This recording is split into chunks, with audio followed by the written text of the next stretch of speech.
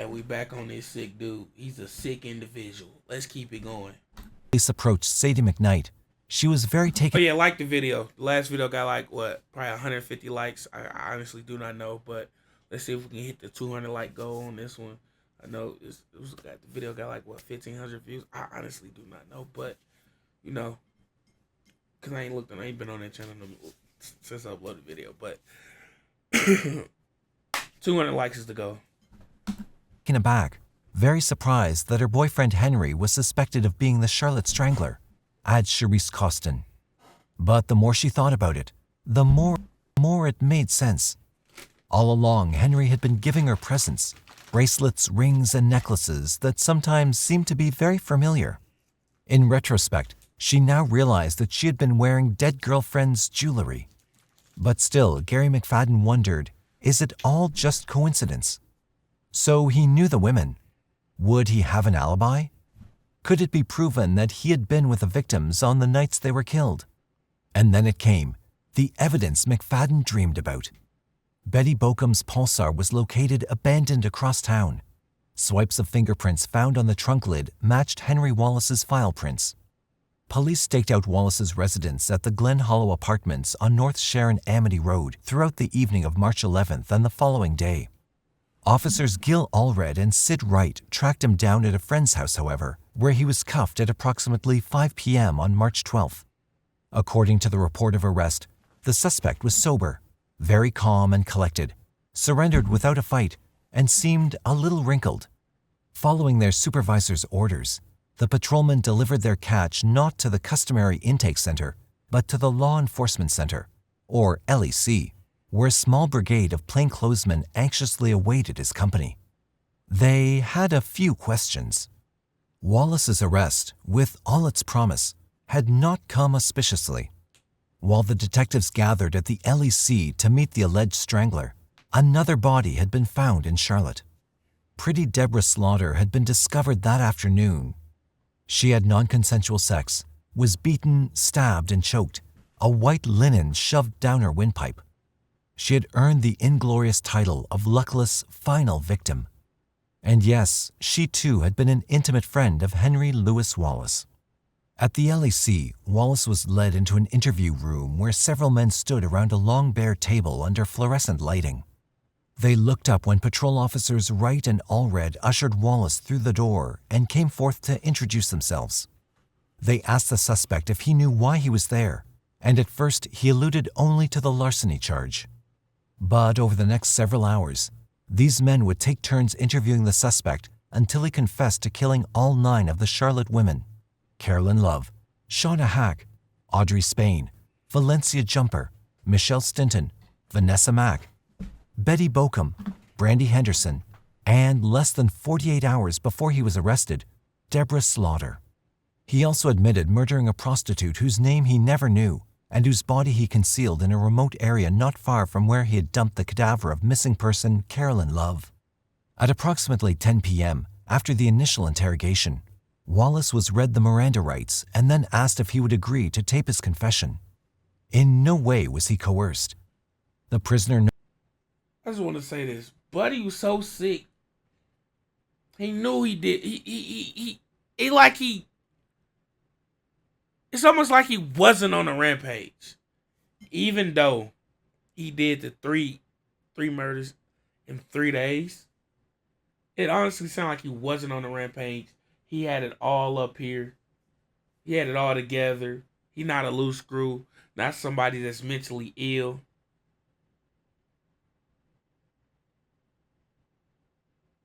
And he was remorseful. Well, I don't know how you get to 9 and be remorseful. But he basically confessed. And I feel like he was feeling bad in a sense. I don't know how though. Like how the fuck you get to 9 and feel bad? You should have felt bad after the first one. You should have felt bad after the first one. Really, you shouldn't even did the first one. In my opinion.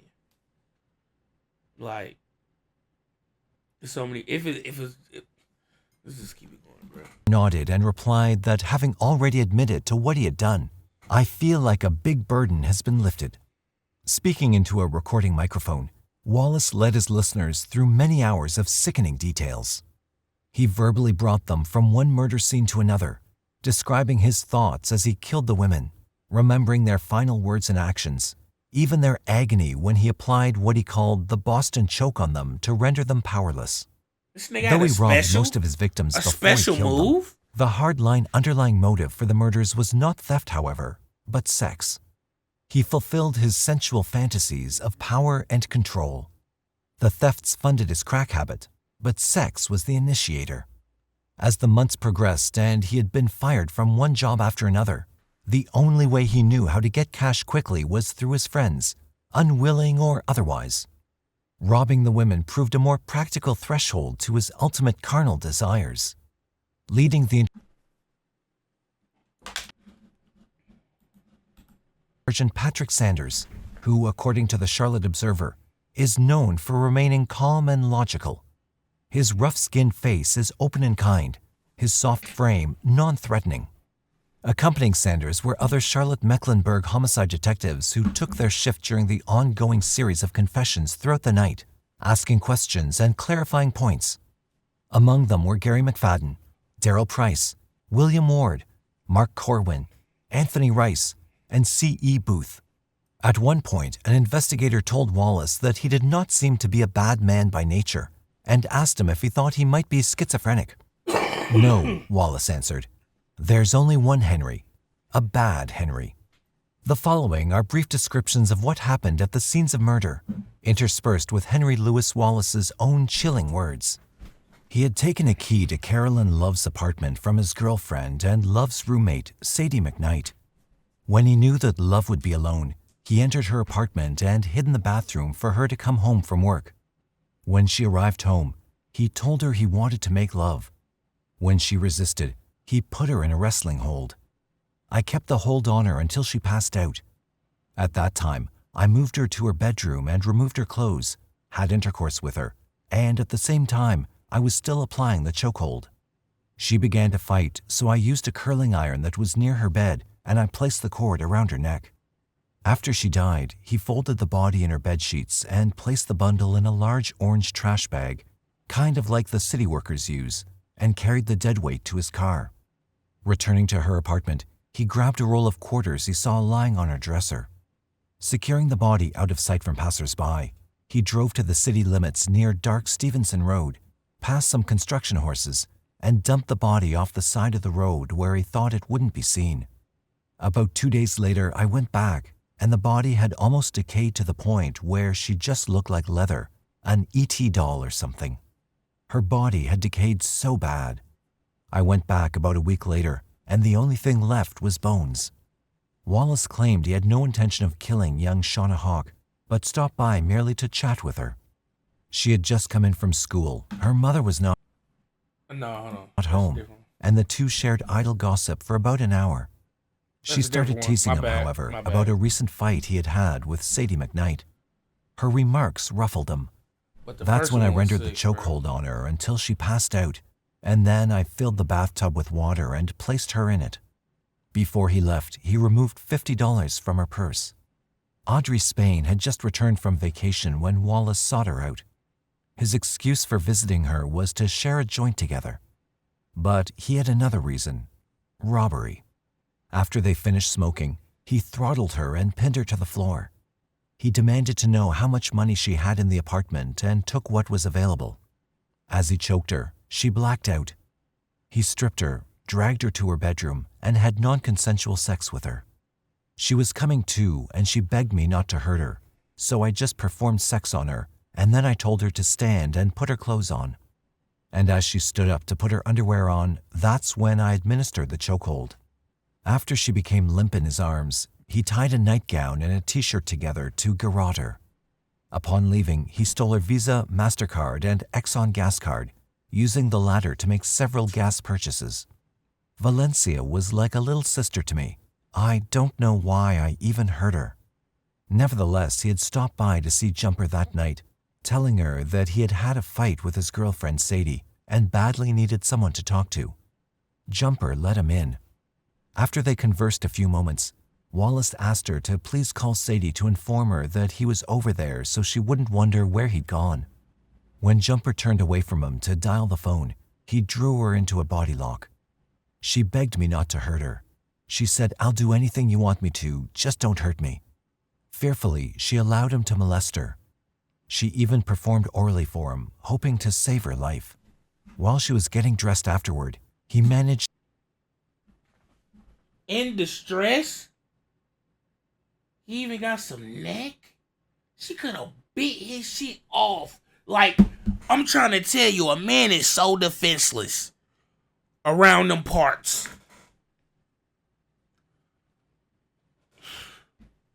A man is so defenseless. A bite? A grip of the nuts? Shh. Shh.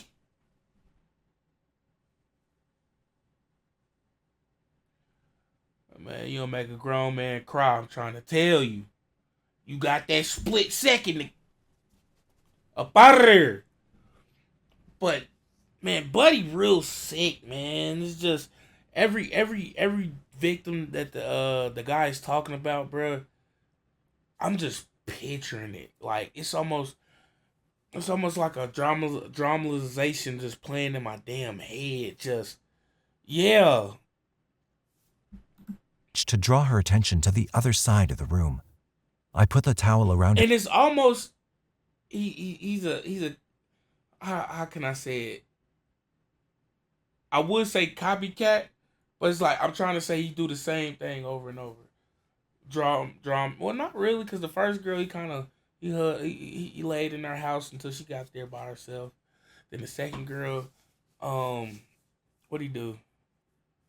What'd he do to the second girl? Oh, he did something different, but the other two, he casually talked to him like he was really more closer to them. He even called one of them victims like she's like a little sister. It's like, bruh, you can't tell me you was sorry and all this and that and remorseful and this and that. Oh, let's just glad to keep playing. Her neck, and she just went out real quick. And I went to her kitchen, and I noticed there was a bottle of rum, 151, and I poured the rum all over her body. And then I went to the kitchen and opened a can of pork and beans, and I put it on the stove. I took the battery out of her smoke detector, and I turned the stove on high. Then I went back to her bedroom, and I took a match, and I threw it on the 151. I left and went home. Before he fired her body, he removed some expensive pieces of jewelry from it. He later pawned them. Wallace dropped in unannounced on Stinton at 11 p.m. that night. His sole aim was non-consensual sex. Chatting away, he pretended to be thirsty and asked for a glass of water. Watching Michelle turn to reach for a glass on a shelf, he made his move. Immobilizing her from behind, he began to unbutton her blouse. After forcing her into sex, he choked her until she swooned. I went to the bathroom and I got a towel, put it around her neck, and I strangled her. But she kept moaning and groaning and so forth and so on. So there was a knife in her kitchen, and I think I stabbed her about 4 times.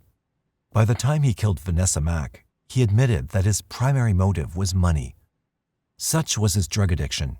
Crack, LSD, anything he could get his hands on, any way he could get it. Mack, he knew, had a good job, money in the bank, and always carried an ATM card. Tonight, he carried a pillowcase hidden under his jacket. She stood up to get me some soda in the kitchen. That's when I quickly put the pillowcase around her neck. I asked her for all the money she had because she had told me she had just gotten an income tax return back. I asked her for her teller card and PIN number. After she turned those things over to him, he insisted on having sex. She was too afraid to object. When they were through, she mentioned that she needed to put her baby to bed. The child had been asleep on the sofa. He pretended to release her from his grasp, but as she rose off the mattress, he reached around her once more with the pillowcase and ended her life. Later that evening, when using her ATM card, it didn't work. She gave me some fake PIN number. Since Betty Bokum was one of the supervisors at Bojangles' restaurant, Wallace figured she knew its burglar alarm code and possessed keys to its safe. His intention was wholly theft. Stopping by, he asked her if he could use her phone. She consented and opened her door to him. He dawdled a few minutes at the phone, pretending to be looking up a certain number. When she turned her back, he subdued her. Ordering her to get naked, she resisted. Fighting, she inflicted scratches and a bite mark on his shoulder. Overcoming her at last, he angrily had non-consensual sex with her. Then I told her to get up, Angrily. put her clothes on. I placed a towel around her neck and asked her if she had any money. She said yeah, she did give me the money that was in her purse. I took a gold chain from around her neck. That done, he strangled her. Not satisfied with the evening's paltry take, he decided to steal her television set and VCR. But since he no longer owned a car, he had totaled his green Maxim. He took her Pulsar to transport the pirated items back to his flat. From there, he sold them for cash. Fearing that the police might be catching on, he abandoned the car hours later, wiping it clean of fingerprints. But, he confessed, he had forgotten to wipe off the trunk lid. After leaving Betty Bocum's flat, he stepped down the hall straight to Brandy Henderson's apartment, where he knew she would be home alone. His friend Vernesse Lamar Woods, who lived with her and their 10-month-old boy, was out working. Knocking on her door, he told Henderson that he wanted to drop something off for Lamar, so she invited him in. She suspected nothing. Once inside, he squeezed her to him and demanded money. The only cash she had on hand was $15 in her purse and loose change she kept in a Pringles potato chips can. Taking that, he led her to her bed, where he commanded her to perform oral sex. The more she pleaded, the more aroused he became. We had intercourse, and afterward she got on her knees and started praying because she was scared. And I said, "I'm not going to hurt you." I said, "Give me a hug," and she hugged me, but I choked her out with a towel until she was red in the face and unconscious. She died in his grasp. Wallace had intended to steal Brandy's TV and stereo since he had a means of conveyance at his hands, Bocum's automobile. But when little TW began crying, Wallace panicked. The last thing he wanted now was an angry neighbor waking up just as he was toting the stolen merchandise from her apartment. Lifting the baby from its crib, Wallace tried to calm him with a pacifier, but to no avail. I took a towel and placed it around the baby's neck, and I didn't want to tie it tight enough to choke him, just enough to make it difficult for him to breathe.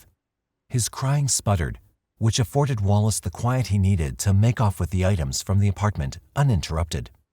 Approaching Deborah Slaughter at her apartment, he asked if she wanted to go in half with them on a purchase of cocaine. She told him that she didn't have enough money for that. Disappointed, he pummeled her, and in his customary manner, strong-held her with a towel at her throat. Forcing intercourse, he also made her turn over to him roughly $60 in cash. But Slaughter proved to be much more obstinate than the other women Wallace had encountered. She raged, telling him that her suspicions of him were now confirmed, that he was the man who had been strangling all those women across that part of Charlotte. He denied it, but she only became more vocal. When he reached to strike her, she broke free, screamed, called out for the police, and reached for a knife she had hidden in her purse. I caught her arm and I grabbed the knife from her, and I stabbed her about 20 times. It was a little knife, shaped kind of like a dagger. After he killed her, he went to buy some cocaine, but I went back to her apartment. While she lay on the floor dead, I went in her bathroom and smoked it. Wallace also admitted to having slain a prostitute whose name he did not know back in 1992. But, said he, in that case, she had been the aggressor. We had sexual intercourse. She demanded money and I didn't have any money, and we got into a scuffle, and it pursued into basically me beating her to death. Stuffing her body in his car, he drove it to Old Mount Holly Road, a deserted area near railroad tracks, and there abandoned it out of sight. The confession phase having ended, Inspector Sanders asked Henry Wallace, "Why have you told us what you've told us?" "I've wanted to tell the story for a long time," Wallace responded. "If I wouldn't have stopped, the killing would have continued, and probably I would have killed myself as well. And you I've would have tried got many caught. times but was unsuccessful. Over the next Bruh, buddy ass would have got caught. He was moving too loose. But man, after just hearing all them, like with the little baby too,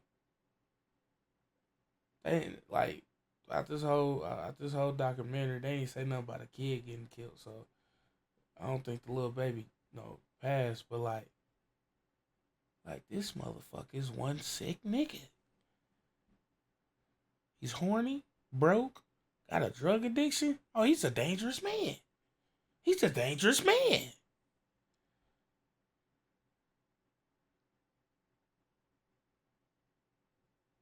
He's willing to kill for his addictions. The coke and the sex.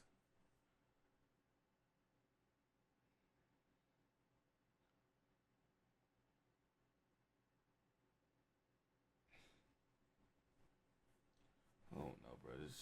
This shit right here is tripping me the fuck out, bro. Cause like, yeah, I know it's some sick motherfuckers that live in this world. But it's like every time you hear a story, it's just like gut wrenching, like, just you was really sick. I understand some people got like sexual fetishes and they desire them from time to time or all the time, wherever it may have you. But to go to the extent of this guy right here, bro, you really got to be something different. Like, there's some shit out here that women do to men that you men like P, the dookie shooter. Some men like that, and it's like, all right, bro, get your shit off, bro. As long as it's consensual and like consensual and I guess if both parties agree, type shit, and it's like, all right, but you out here killing these women, strangling them, fucking them while they dead. Like, you different, bro. You weird. You weird, man. You know what I mean, man. You know what I mean, women out here is like available that will just grow to like you for you.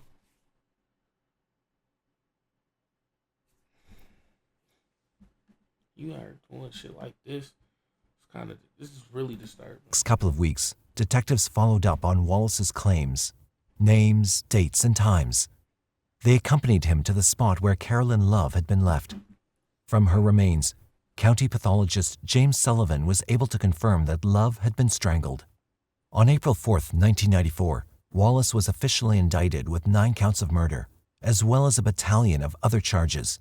Various counts of non-consensual sex, various counts of first and second degree sexual offense, various counts of assault with a deadly weapon, assault on a child under age 12, and several counts of robbery with a dangerous weapon. According to a social profile done on Henry Louis Wallace in preparation for his trial, it appears that his problem stemmed from a dysfunctional upbringing. His mother grew up soured on life, her own beloved mother having died young, and her father having deserted the brood shortly thereafter. No fucking excuse. Her resentment of life did not improve when she gave birth out of wedlock to 2 children, first Yvonne, then Henry, by a married high school teacher who then returned to his wife.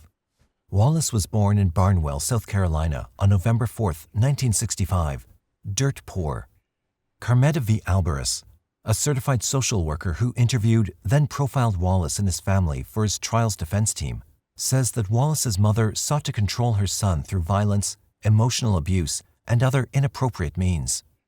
Vacant in the son's formative years was a realized conception of family togetherness.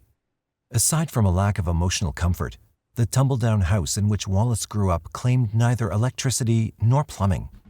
The Wallaces drank from a pump well, and their bathroom was really a watershed with a set of chamber pots. Household members included young Henry, his sister Yvonne, 3 years older, the children's mother, and great-grandmother. Tensions ran high. The latter two did not get along and argued incessantly. As well, the matron was a strict disciplinarian. Potty training for Henry was his first knowledge of hell. As a toddler, if he had an accident in his trousers, he was berated. The chastisement instilled little Henry with such terror that he would often go in his pants, then try to hide his mistake by concealing his soiled trousers.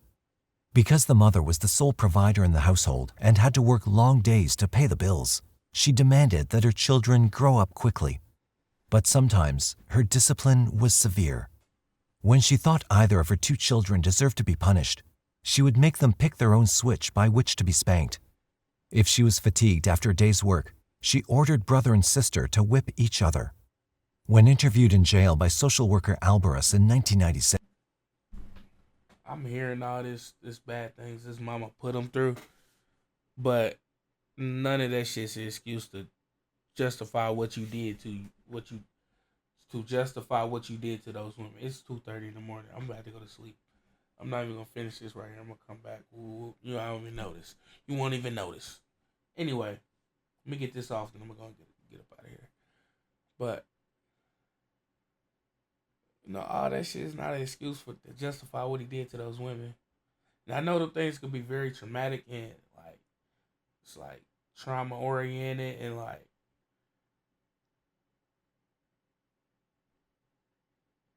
mental health is not always there.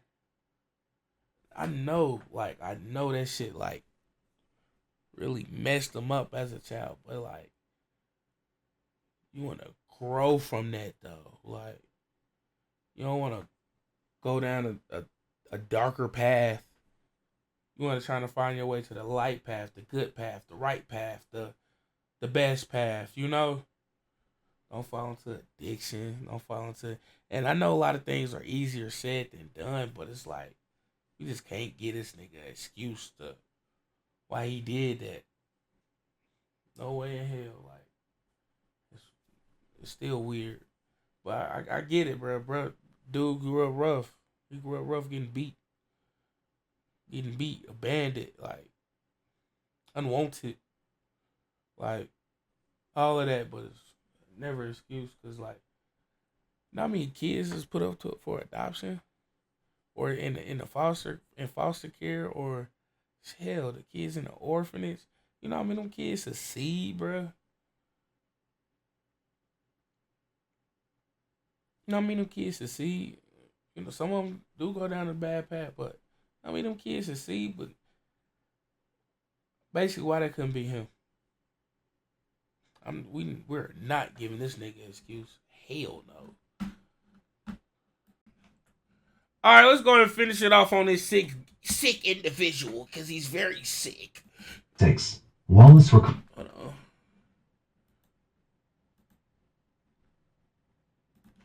recalled how painful it Hey, was I'm to have sorry hurt that his I sister couldn't do it worse than right. being on the receiving end. Wallace never argued with his elder about this matter or any other, even when he was forced to wear his sister's hand-me-downs or empty out the family's chamber pots, which was his daily chore. The child yearned to be like his friends at John F. Myers Elementary School. These kids had dads with whom to play stickball and fly kites, but little Henry had no dad. When he once asked his mom about his natural father, who he was and where did he go, the other told him to quit idling. Something happened when Wallace was in 6th grade that would psychologically scar him for life. His father called on the phone out of nowhere. He introduced himself and told the boy he had always wanted to meet him. He promised to stop by during the week. The child became excited, wondering what his father looked like and how he would take to him when they saw each other for the very first time. The following morning, Wallace rose early. He recalled staying home from school so he would be there when he arrived, writes Alvarez. He watched from his mother's room every car that turned the corner. He waited the following day and the day after that. His father never appeared. That memory pained him by day and by night in his busy hours. Not gonna lie, as a grown man, I realized I got the similar what's the right word? We could just call it daddy issues in a sense. But like at this point in my life, it's like I'm doing something very constructive, something very positive with my life. I'm not heading down the wrong fucking path. You know, try to reach out, try to talk to them. What I'm trying to get to is because y'all ain't here for my personal life. But look, what I'm trying to get to is though, cause like we heard about this guy upbringing in a sense. A lot of shit I feel like can fuck up a child's mental, but it's like at the end of the day, I feel like it's the person who you are. Cause a lot of people overcame some fucked up shit. You know what I'm saying? They've overcame some fucked up shit. My bad. I be forgetting I'm on YouTube. A lot of people overcame some messed up things. Even some of you guys watching, right? Even some of you guys watching then overcame some things. It never led you to killing 9 women, almost killing a child, raping them. It never led you to that. What I'm trying to get to is, I feel like he would have done this with or without that upbringing. Honestly speaking. With that being said, what stopped him from talking to someone about these feelings, these urges, this whole thing that transpired? What stopped him from talking to someone? He obviously was wearing this shit very well, in the sense of hiding it mentally or emotionally, to where the people around him just didn't know. Or, I don't know, he's obviously a good person or a good actor in a sense, to not show his messed up side. I really wanted to say another word right then, but just walk with me right quick. To not show his messed up side. But like, I'm still standing on, with or without his upbringing, he would have done things like this. Because unless he was very heavily molested as a child. Because I seen a video where it's like, you get touched or whatever as a child, and you become very hypersexual as an adult. It's like some link between it.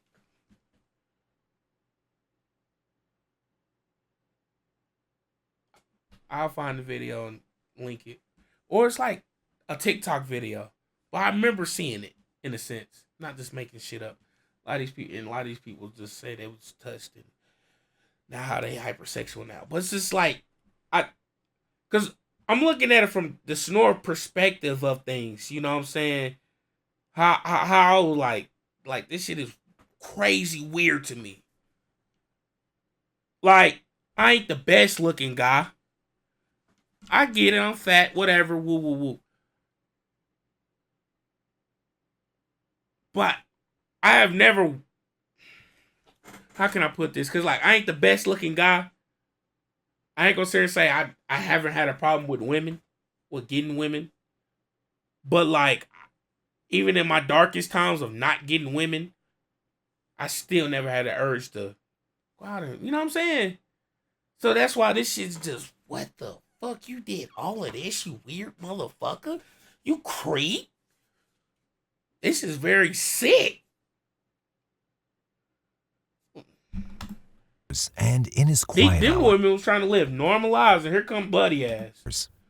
life went on, but it dragged for some time after.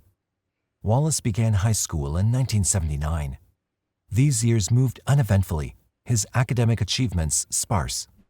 However, his schoolmates liked him. Teachers thought him an obedient boy. Because his mother forbade him to join the football team, he did the next best thing, join the cheerleading squad. That he was the only male on the roster and, at 6 feet, towered over his feminine counterparts didn't incite jeers.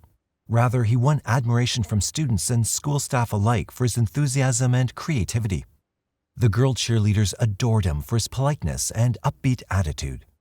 After graduating from Barnwell High in May of 1983, Wallace made a feeble attempt to pursue higher education.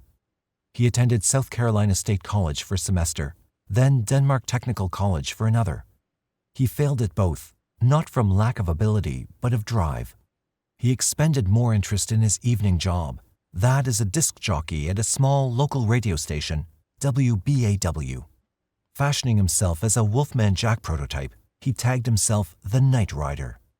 Considering what was to come, this moniker lends an eerie afterglow. Listeners enjoyed his humor and his easygoing manner. Females liked his voice. It may have been the roots of a career for Wallace, were he not fired after a short time, caught in the act of stealing CDs. His college plans awash, his future in hiatus, his life a bugaboo, Wallace joined the U.S. Naval Reserve, shipping out to recruit training in Orlando, Florida in December 1984. He would remain in the Navy for 8 years. In the Navy, Wallace shone. Henry was described as an outstanding seaman who willingly followed all orders given to him and accomplished his tasks in a timely manner, Alvarez reports. It was noted that his knowledge level was higher than expected of a seaman. He was eventually promoted to third-class petty officer. Before he left service, his achievement ranking was nearly perfect. While a sailor, Wallace married Marietta Brabham, a girl he had seen on and off since sophomore year at Barnwell High. Prior to their wedding, Marietta had had a child with another man, but Wallace opened his arms to the girl nevertheless. Wife and child followed Wallace as he was transferred to the West Coast and back again. But the union turned out to be a disappointment.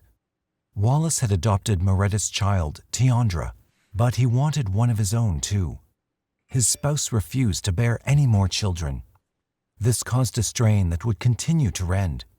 Furthermore, as the relationship went on, their sex life ebbed.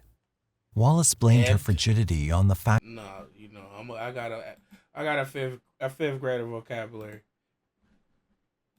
Ebbed. Nigga, this motherfucker pulled up. Ebbed. According to Mayo Clinic, occurs when a man can't get or keep an erection firm enough for sexual intercourse. No, that can't be it. Ebbed.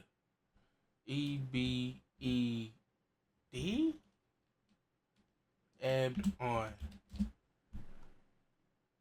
Alright, hold on. Oh.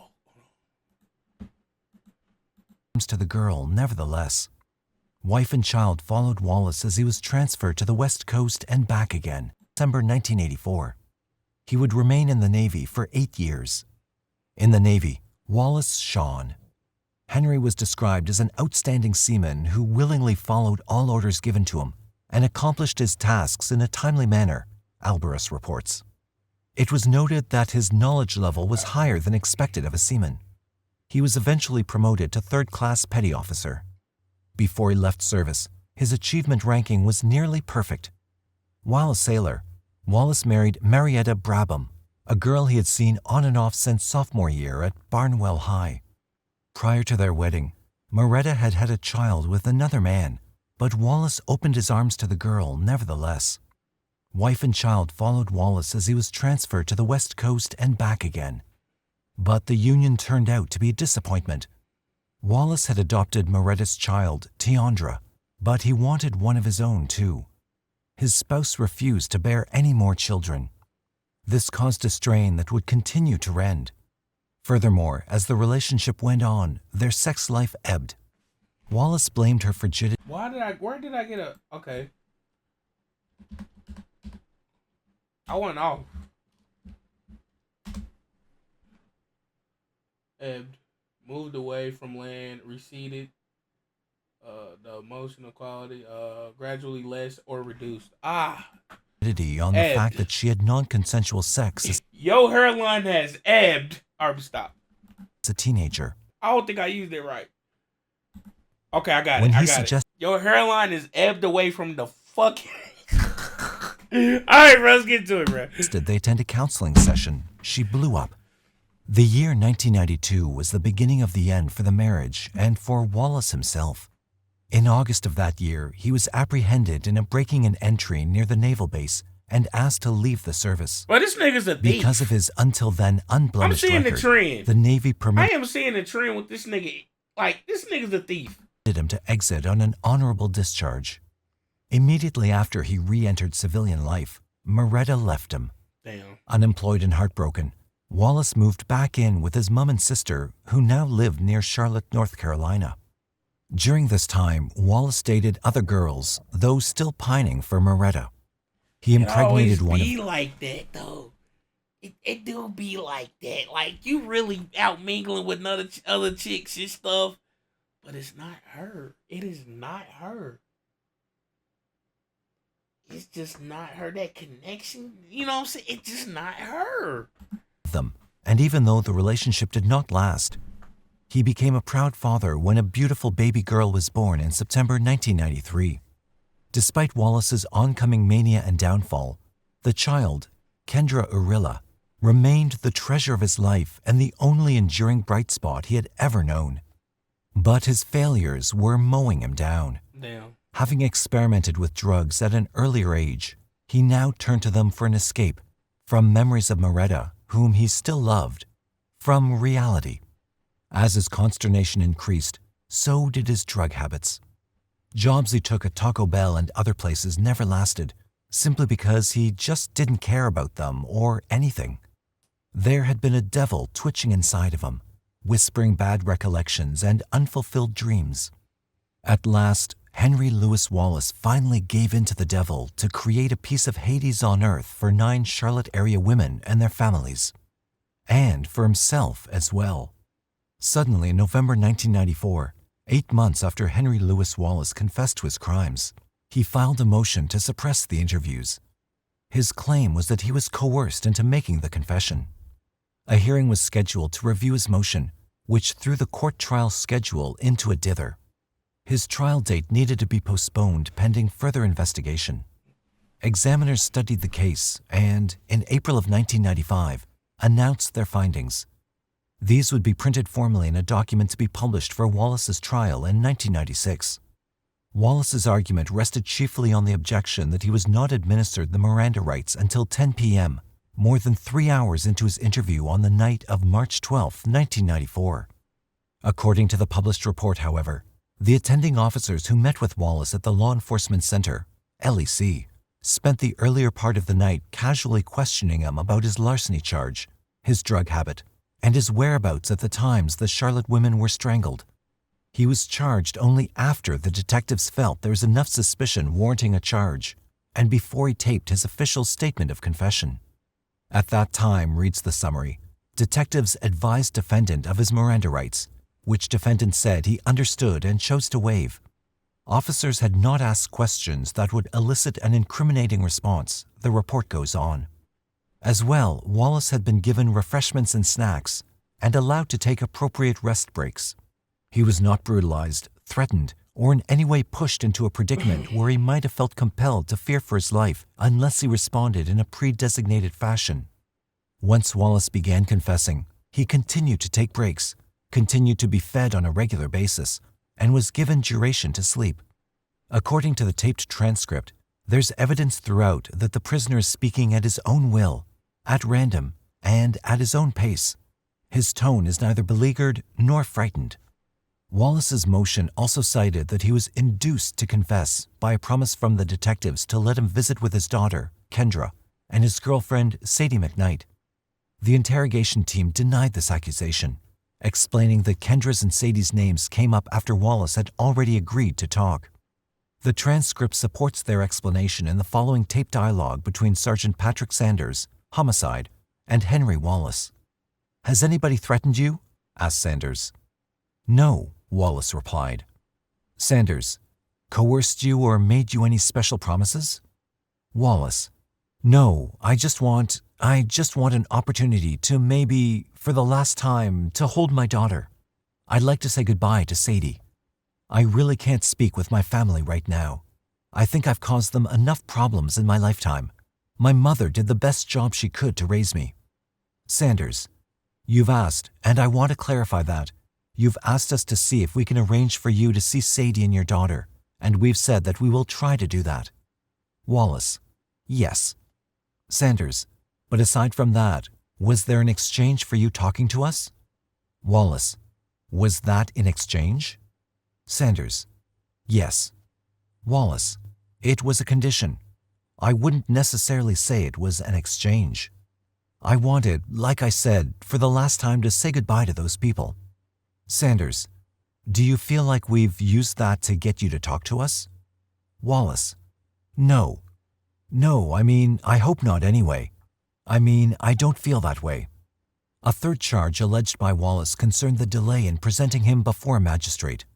He was brought before Magistrate Karen Johnson, who came to the LEC just before noon on March 13th, the morning following his confession. The defendant challenged that had he been taken before a magistrate earlier, he might not have felt cornered and therefore obliged to confess. The police stated that the delay was due to the fact that the transcripts of the confession required time to be made and that the defendant needed time to sleep, which he did from 7:30 a.m. to almost noon on the 13th. After his appearance before Johnson, he continued to talk openly and without hesitation about his crimes. The hearing concluded that 1. Wallace had been given the Miranda rights in due and proper time. 2. That he had made his confession voluntarily, without any trickery from the police. And 3. That the delay in bringing him before a magistrate was not based on any offhanded motivation by the police. Wallace's trial for murder, which took place at the Mecklenburg County Superior Courthouse, lasted nearly 4 months. The court convened in September 1996 and concluded in late January 1997 with the jury's judgment of death for all 9 murders. Heading the prosecution was Mecklenburg's tough female prosecutor, Ann Tompkins. Fresh from her victory in sending high-profile child killer Fred Coffey to prison for life, not an obstinate hardhead, Tompkins is noted among her peers as a believer in the truth. As she told her staff, "Our ethical obligation is to justice, not necessarily to get a win." Public defender Isabel Scott Day served as Wallace's chief attorney. According to the Charlotte Observer, it's not unusual for Day to give clients money to help them out. Her humanity towards those she defends sets her apart as a hero in the legal system. Once she defended a woman charged with stealing meat in a grocery store. When she asked why she did it, the woman said she had never tasted steak before. Day handed her money to buy some. She told the Observer that, concerning her defense of Wallace, "All I could do is care about him as a human being. I did not see in him the monster that other people saw." For Day, defending Wallace was an uphill, never-take-a-break, tiring task, and she had expected it to be. After her failed attempts to suppress her client's confession statement, there was little she could do but fight to save him from death. Assisted by the prestigious law firm of Kennedy Covington, the team's strategy was to cast a doubt in the jury's mind as to Wallace's sanity. 2 impressive witnesses for the defense included a pair of experts on the subject of serial killings, Colonel Robert K. Ressler from the FBI's Behavioral Science Unit, and Dr. Ann W. Burgess, a specialist in psychosocial development. Ressler testified that he believed the defendant's actions displayed both organizational and disorganization characteristics, which meant that Wallace exhibited signs of psychological instability. Burgess was of the opinion that Day's client was unable to separate reality from fantasy, thus suffering from mental illness. But the jury was unmoved. The defense could not weaken the impression made by the state, with its long line of official witnesses who talked about the fingerprints on Bochum's automobile, who played back the tape of Wallace's confession, who recalled Henderson's 10-month-old boy who was almost strangled to death, and who described in detail the ghastly impressions on the dead girls' faces. On January 7, 1997, the 12 jurors found the defendant guilty of 9 counts of first-degree murder, according to the appellate report, each on the basis of malice, premeditation, and deliberation. 3 weeks later, on January 29th, the jury likewise ruled that Wallace should pay for his crimes with his life. Presiding Judge Robert Johnson's declaration of 9 death sentences, included in the punishment penalties for non-consensual sex, and the multiplicity of other charges for which he was convicted. The Charlotte Observer, the Fayetteville Observer, and other newspapers across North Carolina headlined Wallace's handwritten statement that he had read to court to the families of the deceased. In the statement, Wallace conceded to the horror he created, but asked the families for their forgiveness. Quoting the book of Mark, he prayed, "And when you stand praying, forgive if you have nothing against anyone. Then your Father, also which is in heaven, will forgive you and your trespasses." The families who were in court the day that Henry Louis Wallace expressed his sorrow for what he had done didn't buy it. The newspaper quoted Kathy Love, sister of Wallace victim Carolyn Love, who told a reporter, "I don't believe he's sorry. He wouldn't have lied to me for 2 years while my sister was missing, and then killed all those other women." Her sentiments reflected those of the other relatives present. Brandy Henderson's cousin, George Burrell, when asked what he thought, merely shook his head and simply wanted to know what made Wallace do what he'd done. Defender Isabel Day's explanation for that was, "Wallace is very sick, very mentally ill."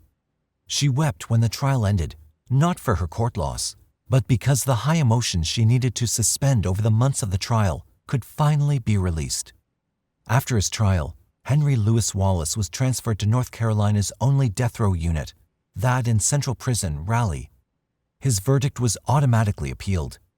The appeal was complex, but basically, it resurrected some earlier issues, including Henry Louis Wallace's involuntary confession and the delay of the issuance of his Miranda rights, and contested some new ones.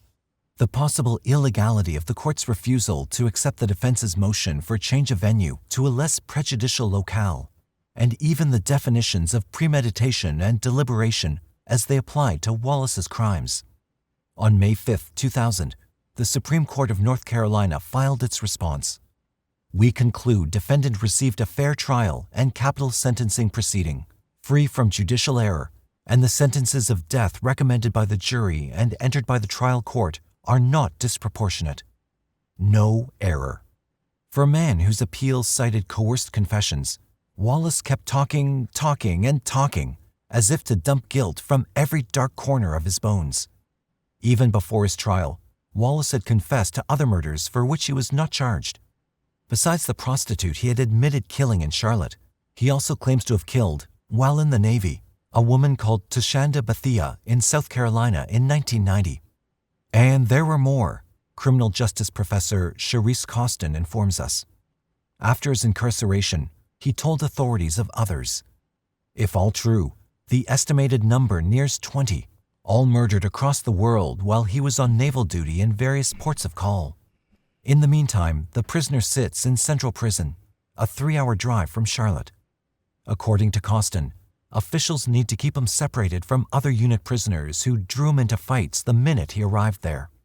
But, says she, some of those who at first picked on him might think differently now. He was 180 pounds when arrested. He now weighs in at about 400. All prison time hasn't been downcast for Wallace, however. He married prison nurse Rebecca Torias on June 5, 1998, the vows being exchanged in a small room next to the death chamber.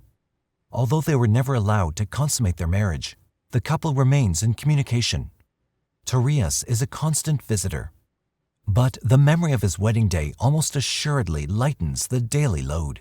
Hold up, bro. So he went from 9 bodies to 20. Found a new wife in jail. It's like these shits keep getting better and better. As a story, in a sense. Although this is real life.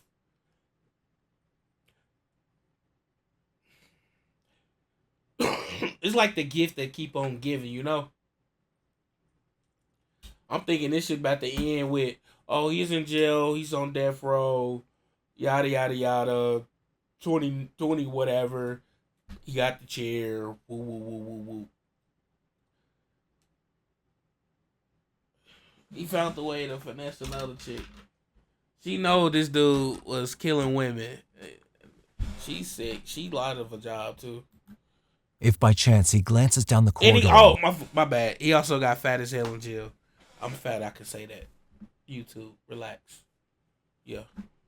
Where the death chamber sits, he probably remembers his wedding ceremony at that end of the hall, rather than the less merry one he must someday experience.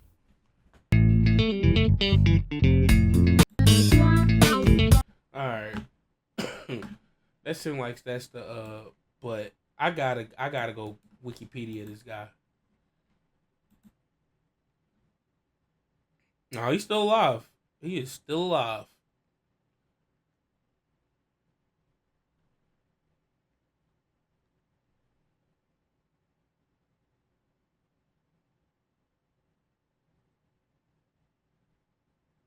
Oh, he's still waiting at death penalty. I'm like, he's still on death row.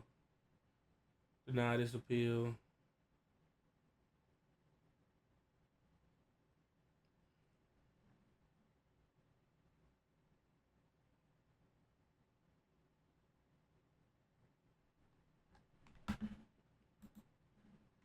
Man. Man, like the story is just all too crazy. But like, this just opening my eyes, cause like, truth be told, before I watched the Dahmer, I only knew of Ted Bundy. Was it Ted? Yeah, Ted Bundy. Only knew of him. Someone told me about this cult leader that made, or then he convinced a lot of people to drink poison, and everyone died together. Them the only two. Learn about Dahmer, cause like these motherfuckers was out living regular everyday lives and doing the most craziest shit. It got me watching motherfuckers I'm really close to. His case in particular too, cause he did all that shit to people he was familiar with. He did something to his girlfriend fucking sister, bro. And lied to his girlfriend for 2 years straight. That's the title of this. He lied to her. He lied to his girlfriend for 2 years straight. He killed his girlfriend's sister. That's the title.